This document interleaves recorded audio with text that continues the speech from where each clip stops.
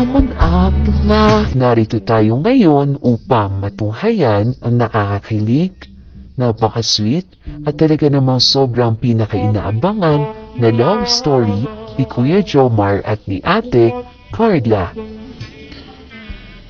Sa pagpapatuloy ng ating istorya ay tapos na nga ang program ng araw na yun at syempre dumiretso na rin si Ate Carla, si Kuya Jomar at ang buong kalingap sa bahay nila Ate Carla upang mahatid na nila ng safe si Ate Carla. Grabe talaga ang care ni Kuya Jomar dahil hindi niya hinahayaang umuwi mag-isa si Ate Carla. Grabe't napakamahal na mahal nila ang isa't isa. Pwede mo ako na. Ang pagod mag-ano eh. Kaya po, medyo natagalan po eh. Hmm? Naghintay pa po kayo ng matagal din nila kaya. Ayos lang naman yun. Tsaka, graduation naman yun. Ang normal yun sa graduation na kinagabi talaga. Tsaka, ayaw mo, huwag mo nang isipin yun. Huwag ka na kasi dito. Huwag mo.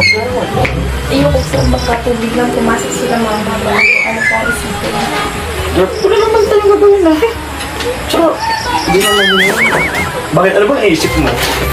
Ikaw baka ano yung iniisip mo dyan? Wala naman sa'yo gagawin. Huwag ka na dito. Okay lang po, kanina pa po ako nakaupo dun eh. Nakakangalay naman. Gabi ka naman, pag-isipan mo ko ng masama, hindi naman ako ganun. Ay, hindi naman po. Hindi, ba't ganyan yung sasabi mo? Pinapaupo lang naman kita dito eh. Ano nga pala, anong pakiramdam ng graduate na? Masaya po. Masaya? Tapos kinakabahan po sa susunod na nangyayari, siyempre sa college. Ganun. Sa college. Buti ka, ikaw kinakabahan ka sa pagpasok mo ng college. Ako nga, nainip na ako eh. Tagal mo na akong hindi sasagutin. Kakainip kaya. Ba't katahimik ka dyan? Malay niyo po, after ng college. Oh! After ng college? Grabe ka, 4 na taon pa yun ha. Ba't naman tagal? Kala ko pa naman, ngayon mo ako sasagutin. Ganda-ganda pa ng suot ko eh. Halika na kasi dito. Usap tayo. Upo ka na kasi. Mahilig na pati ako sa'yo. Ready ka? Ano po yun? Ito na kasi dapat medyo malapit lang. Kinakabahan nga ako dito sa regalo ko eh. Hindi ko alam kung matutuwa ka o hindi. Matuloy ka ba dyan? Kuhan lang muna po ako. Ay, wag na. Upo ka na lang. Baka hindi ka pa bumalik eh. Kukuha lang naman po ako ng tubig. Alam ko na yung kukuha na yan. Tapos, ang dami mo nang irarason. Hindi ka na nakabalik dito. Mamaya ka nang ng tubig. Kaya kung hindi pa na ako masyadong pahat.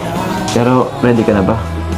Hirap man kasi talaga akong ng regalo. Kasalukuyan niyang nasa kwarto ni Ate Carla sila Kuya Jomar at ang mga kaningap. Kinakamusta nga nila sa Ate Carla kung kamusta ang naging araw nito at okay lang daw ba siya. Talagang sabi nga ni Ate Carla, memorable talaga ang araw na yun dahil hindi niya inaasahan na dudumog yung suporta at mga regalo sa kanya. Sabi nga ni Kuya Jomar ay nakakabilib daw dahil ang suporta ng tao ay nipapakita talaga nila kay Ate Carla. Nagulat pa nga si Ate Carla dahil total of 50,000 pala ang nasa bouquet. Plus may mga nagbigay pang iba. After ng college. Oh? After ng college? Grabe ka, 4 na taon pa yun ha. Ba't naman tagal? Kala ko pa naman, ngayon mo ako sasagutin.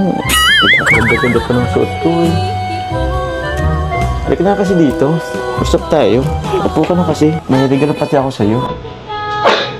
Ready ka? Ano po yun? Ito na kasi dapat medyo malapit lang. Kinakabahan nga ako dito sa regalo ko eh. Hindi ko alam kung matutuwa ka o hindi. Matuloy ka ba dyan? Kuhan lang muna po ako. Ay, wag na. Upo ka na lang. Baka hindi ka pa bumalik eh. Kukuha lang naman po ako ng tubig. Alam ko na yung kukuha na yan. Tapos, ang dami mo nang irarason. Hindi ka na nakabalik dito.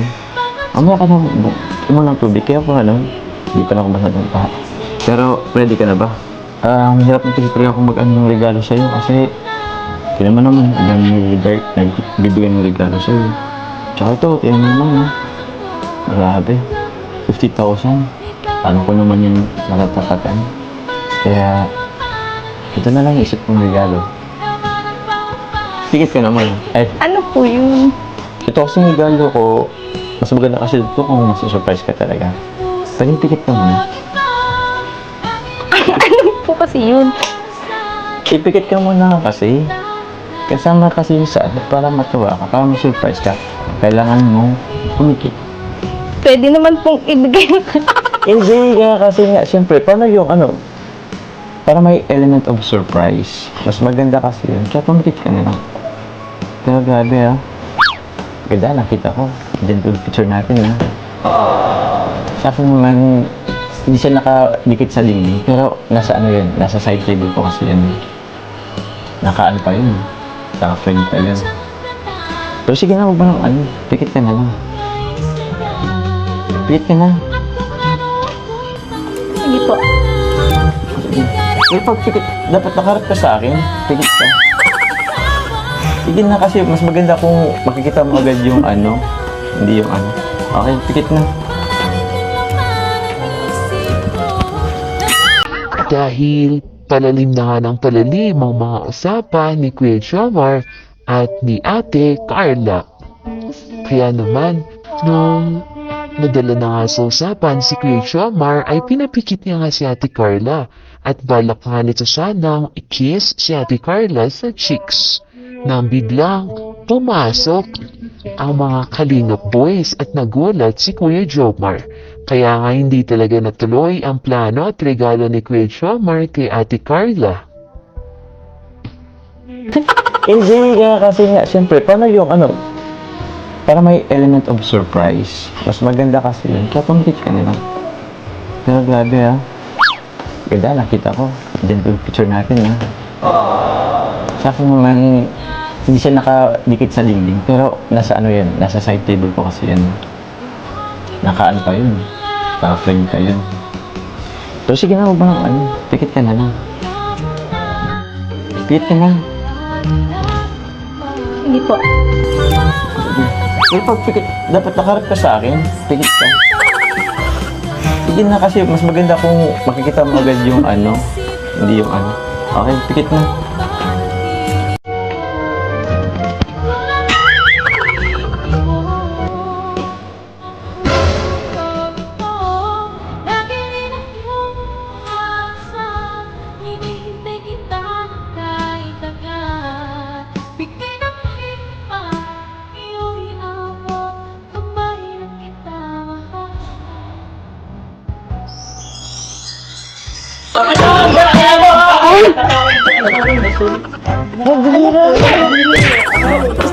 Timing na naman kayo. May kakain na po niya tawag sa nanay Kasalanan mo yan. Mga papatid ng Bro, kasagulit naman kayo. Ba't ba bigla kayo napasok? Ay, tawagin na lang po kayo kakain na. Hindi ka man nag-abiso, nag-chat ka dapat ka. Bakit kuya? Ano Kaya po. Tara na nga po, kain na po tayo. Teka, yung regalo ko. Yari ka, magagalit ka naman sa akin. Kasi kayo Parang timing kayo lagi. Hala, parang may ginagawa sila kanina. Ano kaya yun? Mukha mo, ano palagay mo? Hala, Wala, parang ganyan. hala!